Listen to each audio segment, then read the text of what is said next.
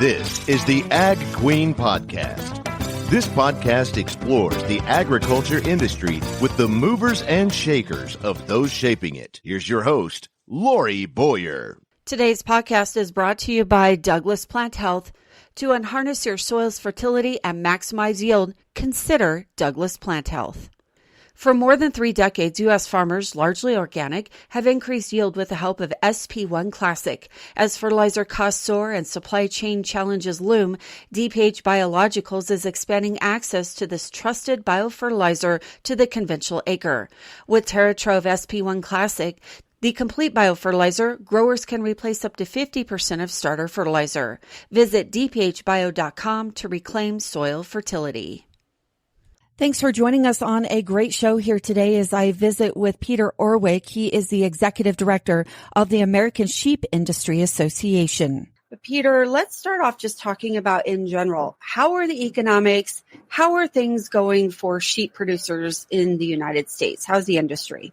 We're like everybody else dealing with the aftermath and impacts of the pandemic, and it's been a wild ride in the sheep industry. So we hit record high prices once we got past the initial shock, COVID hitting at Easter, Passover of 2020. Unfortunately, now we had such a run up in prices, tremendous amount of excitement in the industry, but they've also now hit an inflationary issues with customers. And so there's some pushback on the retail side of lamb. At least at the grocery store side, not so much at restaurant. We're seeing the impact of that. We're definitely selling lambs today about half the money we were a year ago, but those were at the highest prices in history. So it's all relative, I guess. And what about exports of the product? How does that look right now? We're up this summer about 48%. I think June is the last report to the end of June. So that's encouraging. And I think part of that's reflecting the cruise ship industry that is coming back in. People are going on cruises, and they're great customers for lamb. So I think that's one of the things that we're seeing on the export side. Yeah, that's a pretty big jump, up 48%. And again, this is why I like doing these interviews, where you just point out information to us that probably the regular consumer wouldn't think about. And even me being in the farm broadcasting industry, I would not even think about the cruise ship making such a big difference in how much lamb is consumed. Yeah, absolutely. So we're actually trying to help out the lamb feeders around the country. Of course, they take a large share of the risk every year. They have to decide what they're going to pay for these lambs as they're coming off the farms and ranches, and then they finish them off on the weight side to be right for the processors. And so they're pretty stressed right now. They're just trying to clean up the last of the lambs that they purchased last fall and winter and get them into the marketplace. And so we're working right now to try to help them. The food banks around the nation are still in desperate need. So we're talking to USDA about perhaps purchasing some lamb meat to help out the food banks and in turn help out the feeders with their demand and supply issues. Now, let's talk about kind of the obvious, and that is the drought. It seems like most of the country is under some sort of drought. I know there's a few areas that actually have too much water, too much rain, but a lot of the country really is under drought. So what is that doing to producers and to the industry right now? You know, where we were in such trouble in the northern plains, and I'm talking, parts of Montana and the Dakotas, Wyoming, Colorado, part of those areas really healed up this spring, surprisingly, on their grass and forage and hay. But other areas, parts of Colorado into Texas, Utah, California, they are really struggling. Texas, of course, being the largest sheep producer in the nation, they are claiming that right now drought conditions are worse than they were in 2011 and 12, which they called a 200-year drought event, and they claim that they're approaching that again. So visiting with our growers in Lone Star State, tremendous amount of cattle and sheep and goats that are moving off the ranches and into the marketplace. So It's all unfortunate. It just seems like we have to deal with drought in some area of the country. And, of course, like everything else, transportation and fuel costs. Everything we do is impacted by that. And that's just another added cost that everybody's trying to carry. So some of those producers that are offloading their sheep, particularly in Texas, as you just mentioned, is that adding, or do you think we're going to see more of a decrease in prices because of the influx of animals and meat coming into market? Texas is a very interesting market. They tend to sell a lot more of their sheep into what we call the non-traditional market. It's more it's the ethnic-driven demand from the immigrant communities that really enjoy lamb product. And sometimes they are able to get prices that the traditional market isn't able to get. So we'll be testing that out this month and next probably as we see a lot of these sheep continue to move into the marketplace. It's just whatever producers can do, whether it's rainfall insurance or the USDA drought products. Hopefully they've got themselves schooled up and participating to help get through this situation. And with regard back on the transportation that you mentioned, does the sheep industry use railway at all for shipment, or is it primarily trucks? For us, it would be on the feed side. There would be some impact with rail transportation, but we're very heavy on 18-wheelers, truck traffic, just because we don't have a major lamb processor in every state. So it's more regionally driven. So at least for the larger federal commercial packers, you're probably going to put wheels under those lambs once, if not twice, before they get processed and into the market. Even locally, as we're all aware, what we've seen in the last 2 years is the small state-inspected, federal-inspected local plants. They continue to be, just very, very driven on demand, signing up for slots to process your lambs as much as a year in advance. So that trend still continues. And since you brought that up, let's talk about that for just a moment. USDA is giving money and is really working on trying to find ways to increase processing capacity of protein meat in general and allowing some of these small operations to go ahead and process meat. Is there any of your members or anybody in the industry that may be looking into that and increasing the processing capacity? We're aware of at least 2 applications where they were just asking us for statistics. To help back them up on the grant. So we're aware of that in two areas. Again, another unique aspect to the sheep industry, but the pandemic forced one of the largest lamb processors into bankruptcy, and they exited the industry, which would be 2 years ago last month, July. But fortunately, we had 2 other families or family operations that actually built lamb processing plants or reestablished a lamb processing plant. Very, very fortunate for us that these individuals in the feeding and production of sheep decided to invest tens of millions of dollars in processing capabilities. So we're very fortunate for their contribution. And Peter, that just makes me ask this question. Where does the majority of the actual animal processing take place in the country? California is a very large processor. Colorado is probably the largest, followed by Texas and Michigan. Okay, just a food for thought question, I guess, that I have never asked you before. So good to learn about that. A couple of other things I wanted to talk with you about today. This is an ongoing issue across the board for agriculture and other industries for that matter. But what about labor? Are we seeing some movement in this? Is there some relief in sight on what's going on with having access to labor? That's a great question, and it actually impacts every aspect of our industry. So, at the farm ranch gate, we already have relied on the H-2A program for decades, just because we have such a need for full-time sheep herders, and those are we bring men in from Mexico, increasingly Peru, sometimes Chile to help with that. So that we're using that program full tilt. But for most of us, it's still not enough. We need more opportunity to hire folks that want to do the work and have livestock experience.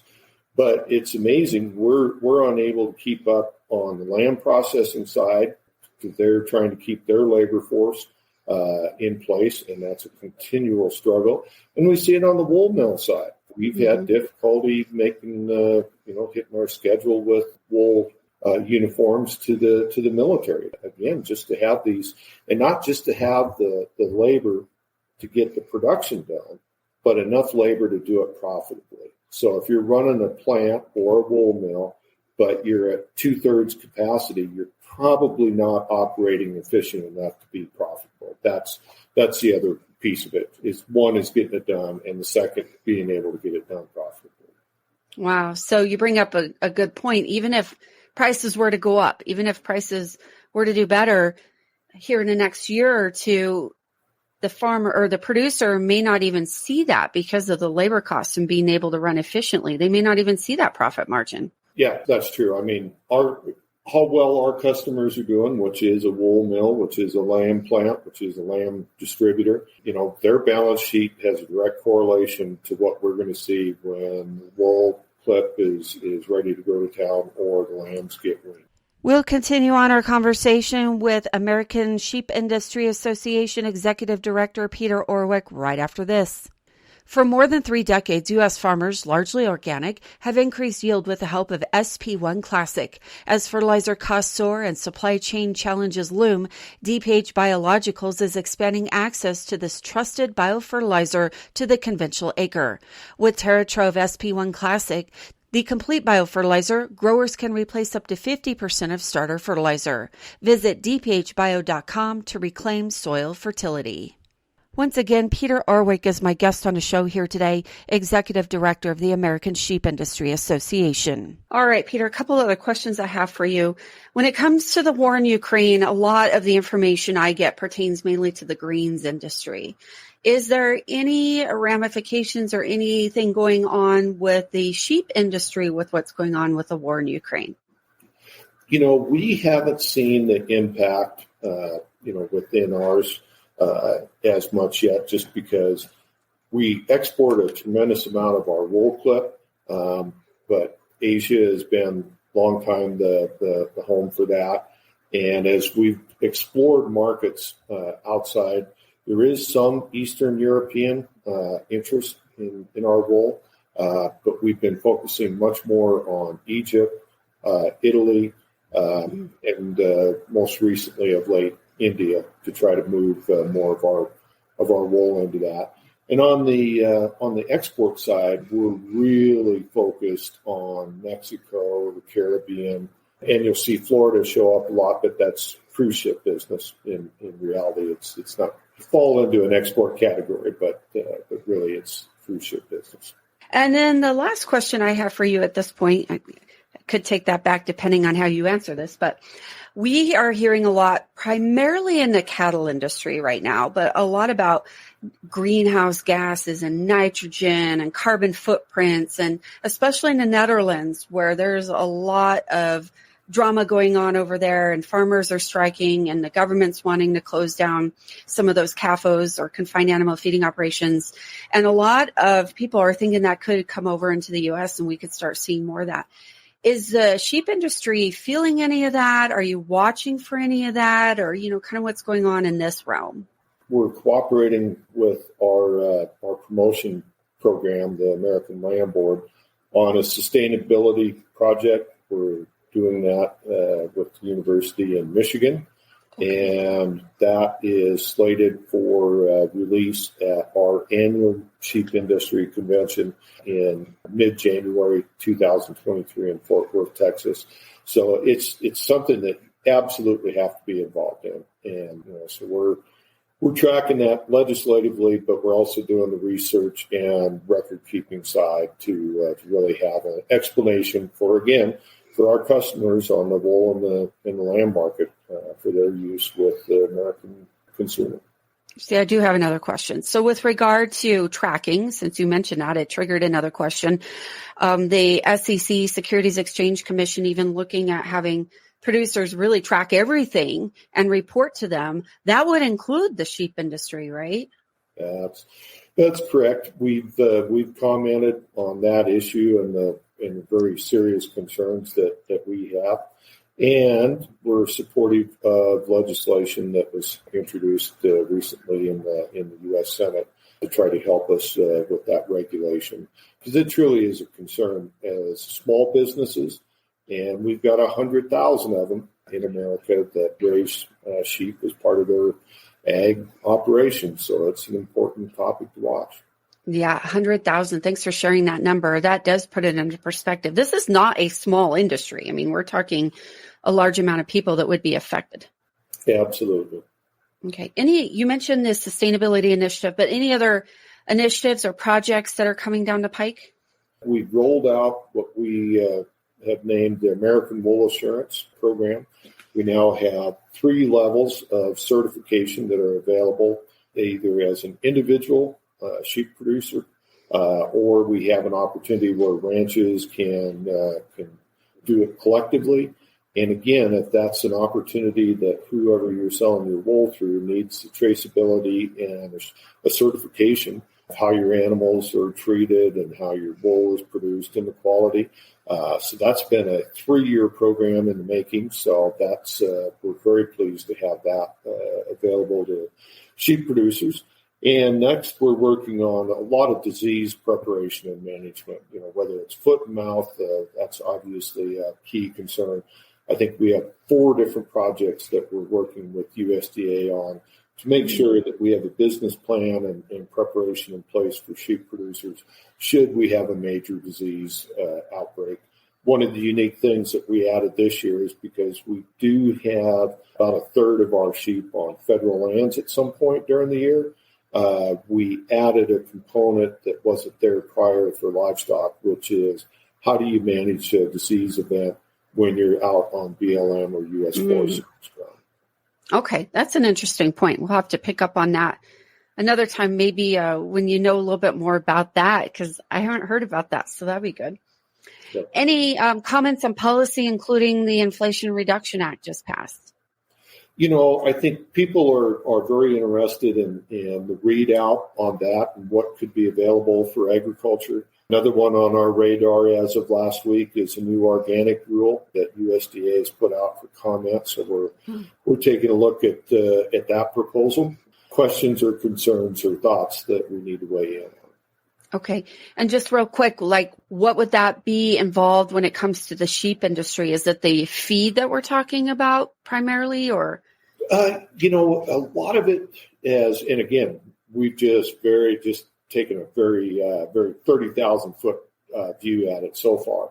But more of it involves either housing or animal management, much more so than the other aspects of livestock production. So we want to take a look at that. One thing that just jumped out at me is they talk about museling, and that's not a practice that's done in the United States. So I'm just very curious why that would be in an organic role in the United States. So those are the kind of things that we're going to be digging into over the coming weeks to prepare our comments. Can you give me just a quick 101? What is that exactly? That's a practice in Australia. They have a terrible issue with fly strike, and they will actually have flies that will infect.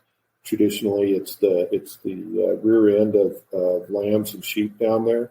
And so they have a practice where they go through and try to get rid of the extra skin folds where the flies get to. Okay. So again, it's very, it's relegated strictly to Australia. So I'm just curious why that would even be in the U.S. Anything else you wanted to mention here today? I always appreciate the opportunity to visit with you and with your folks out there that are listening to your work. You do a great job. I thank my guest for joining me on the show here today, Peter Orwick, Executive Director of the American Sheep Industry Association. Thanks for tuning in to this edition of the Ag Queen Podcast with your host, Lori Boyer.